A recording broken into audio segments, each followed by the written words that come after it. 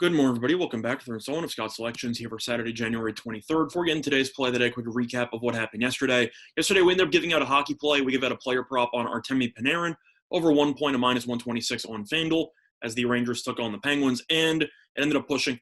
Panarin ended up getting a point 5 minutes into the second period, so we had 35 minutes to pick up one more point, and unfortunately, Panarin was unable to do so, and we ended up having to settle for a push. Like the value there. Fortunately, it only led to a money back, but either way, I still thought it was a solid play, and if I find value like that, I'm going to take it every time. But for the Saturday card, of course, with all the college basketball games on the card, we'll be going back to college basketball. And there is a matchup here in the Patriot League that's going to be taking place at 1 p.m. Eastern Time. It's going to involve one of my favorite teams in the country, which I feel like all of you know who I'm talking about. It's going to be between Colgate and Bucknell. And for the play of the day, we're going to be taking Colgate here at home, minus 12.5 at minus 110 on DraftKings, a time recording of 3:36 a.m. Eastern Time. Now, first of all, just to recap the season so far for both teams, Colgate is 5-1. Its one loss came in a 2-point home game against Army, which is actually aged decently because Army is 8-3 and is probably the fourth best team in the entire conference. Meanwhile, Bucknell is 2-4.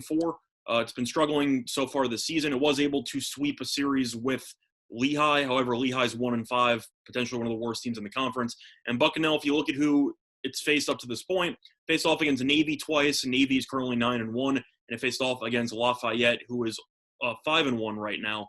And Bucknell went 0-4 in those games. So the issue you have is that Bucknell might have beaten up on one of the weakest teams in the conference, but it's had a couple of step-up opportunities here, and it has fallen short repeatedly. But looking at the actual breakdowns for these teams, I've already talked about how much I like Colgate in other videos. But for this one, I'll go through some numbers with regard to efficiency as to why Colgate is just so much better than Bucknell. First of all, Colgate ranks 67th in adjusted offensive efficiency, according to KenPom rankings, where Bucknell ranks 293rd in adjusted offensive efficiency. So offensively, Colgate's so much better than Bucknell's, not even close.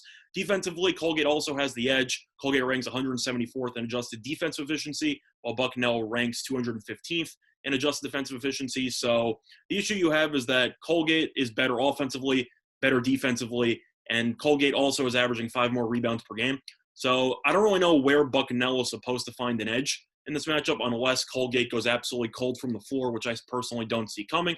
Now, looking at Colgate, another important thing that you have to keep in mind is in today's basketball, whether it's going to be NBA or college, the three-point line is kind of the ultimate equalizer there because most teams tend to rely heavily on the three.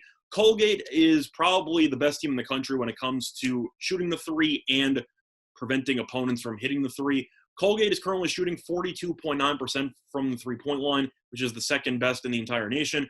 However, it's also forcing opponents into shooting just 23.9% from the three-point line, which is the second best in the nation as well. So Colgate has the second best three-point offense and the second best three-point defense. I don't think Bucknell is going to be able to do much from the three-point line, especially since Bucknell is only shooting 31.9% from the three-point line. So Colgate, I think, will be able to force Bucknell into either settling for long jump shots that it'll probably miss or just simply outscoring them because Colgate is averaging 90 points per game. And if you look at how Colgate has performed in the first meeting, first of all, just to give you a brief breakdown here, the Patriot League decided to save travel for COVID, so you have a lot of back-to-backs. Pretty much every game this entire season is going to be immediate rematches following. So looking at Colgate, it has currently played 2 games, or 2 series, I should say, at home. And in the first game of those series against Army and Holy Cross, Colgate has won each of those games by at least 40 points.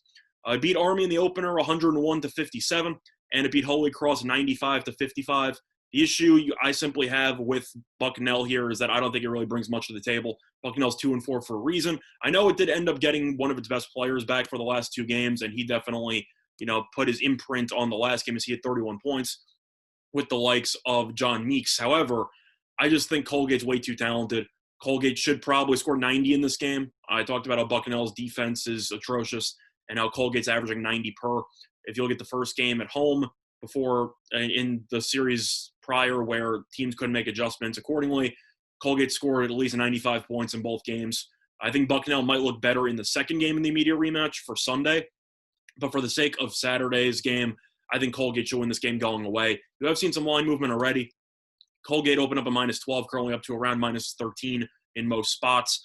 I still got it at 12.5, though, as the play that on DraftKings. This will probably climb to around 14.5 or 15. I just think Colgate's going to take a bunch of money because Colgate is clearly the best team in the entire conference, and it is not really close. But once again, though, the play of the day here for Saturday, January 23rd, is going to be on Colgate minus 12.5 at minus 110 on DraftKings. That's been Thomas Scott Selections. Good luck to all of you and your respective bets today. Bye, everyone.